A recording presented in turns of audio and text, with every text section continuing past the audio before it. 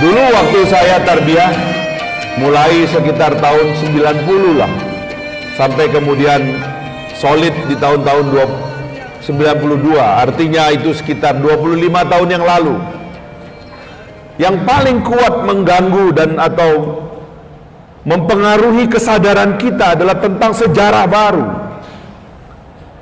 Karena membaca sejarah Islam itu betul-betul seperti membangkitkan batang tarandam, kalau kata orang Sumatera Barat itu.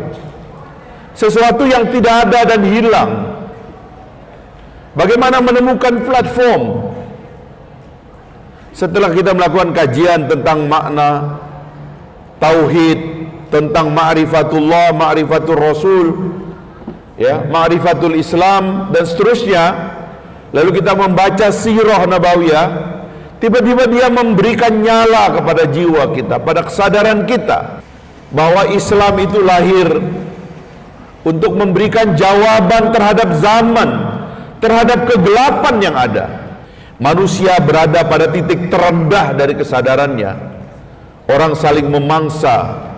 Perempuan menjadi makhluk kelas kesekian, tidak dihargai dalam kehidupan.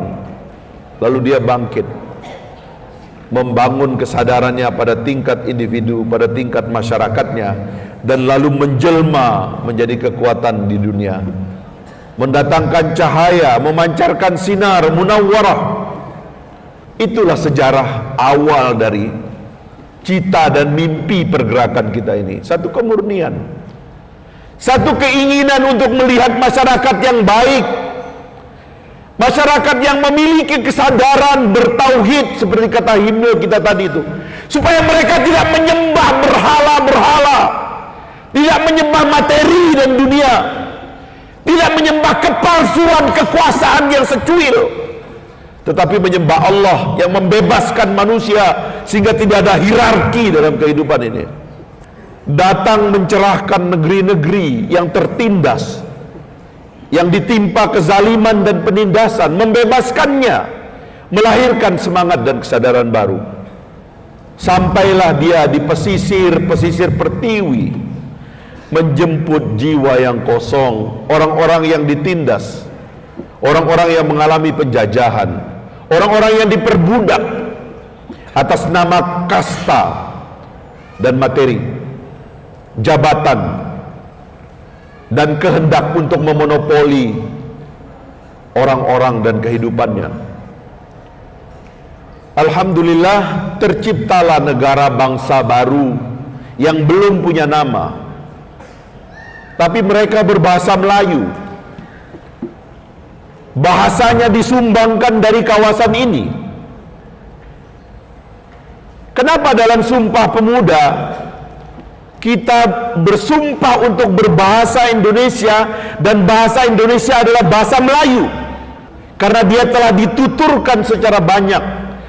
Karena orang-orang intelektual, kaum cerdik pandai dari bangsa ini awalnya berasal dari sini, dan mereka berbahasa Melayu, menulis dengan bahasa Melayu, dengan khat Arab.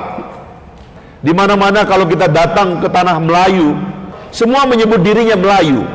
Disebutnya Melayu Jawa, disebutnya Melayu Sumatera, Melayu Delhi, Melayu Asahan, dan seterusnya, sampai ke seantero Malaysia sana, menyebut diri bangsa Melayu. Melayu itu Islam, Islam itu Melayu. Being Malay is being Muslim, being Muslim is being Malay. Tidak ada orang Melayu yang tidak Islam, dan tidak ada yang Islam yang tidak Melayu di dalam kawasan kita ini. Kuat kesadaran itu yang mencipta negara bangsa kita ini. Jadi ini kita Muslim yang membuat negara. Apa yang saya ingin sampaikan ini adalah tafsir Muslim negarawan. Kita ini Muslim, negara ini lahir dari cikal bakal atau ibu pertiwi, dari ibu kandung Islam. Karena itulah fakta sejarahnya, artifak sejarahnya. Sebelum dia menjadi negara bangsa, dia adalah negara kerajaan. Dari Aceh Darussalam di barat sana sampai Ternate, Tidore, Jailolo dan seterusnya di timur, kerajaan-kerajaan yang semuanya adalah kesultanan Islam, datang dengan kesadaran yang sama, dengan niat yang murni untuk mendirikan negara besar, negara bangsa. Berdirilah Negara Kesatuan Republik Indonesia atau Negara Republik Indonesia. Pada saat kami lahir 1998, tantangan terbesar yang kita sebagai generasi pada masa itu identifikasi adalah kekhawatiran kita apabila negara yang begini besar dikendalikan oleh segelintir orang secara otoriter dan menghalang-halangi kebebasan rakyat untuk mengawasi jalannya pemerintahan, bagaimana kalau dia menyimpang? Lahirlah reformasi dan lahirnya Kesatuan Aksi Mahasiswa Muslim Indonesia 29 Maret 1998. Jadi reformasi dan kejatuhan rezim otoriter adalah peristiwa sejarah paling penting di tubuh umat Islam. Sekarang sudah ada Arab Spring, tetapi Arab Spring itu satu kehancuran. Tetapi reformasi 1998 adalah satu formasi pembentukan negara dengan kesadaran baru yang lebih modern. Reformasi, demokrasi yang kita buat itu adalah kesadaran untuk membentuk negara yang kuat dengan rakyat yang telah terbebaskan, tidak terbelenggu. Yang kita khawatirkan dari Timur Tengah adalah satu kontinennya, satu bahasanya, satu agamanya, satu nabinya, satu Tuhannya, tapi ada kesadaran yang lemah tentang kompleksitas persoalan, yang lemah tentang ide-ide kenegaraan, sehingga mereka sulit menjalin persatuan, gampang dipecah belah. Di tengah-tengah saf mereka gampang sekali kemasukan setan.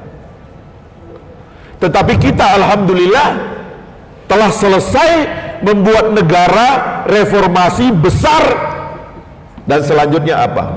Selanjutnya kita pertahankan. Nah, inilah yang saya ingin kita mengerti apa tafsir kita tentang situasi kita ini, yang saya sebut sebagai tafsir Muslim negarawan itu. Maksudnya apa? Kita ingin mempertahankan warisan dari sejarah kita yang ada tadi itu, bahwa menjadi muslim dan menjadi negarawan itu telah menjadi titah sejarahnya. Karena itu negara besar ini berdiri. Kalau bukan karena kesadaran itu, tidak akan ada Indonesia, tidak akan ada negeri besar ini. Maka berjuang mempertahankannya, mengisi ulang narasinya yang dirusak oleh orang lain, itu perjuangan kita.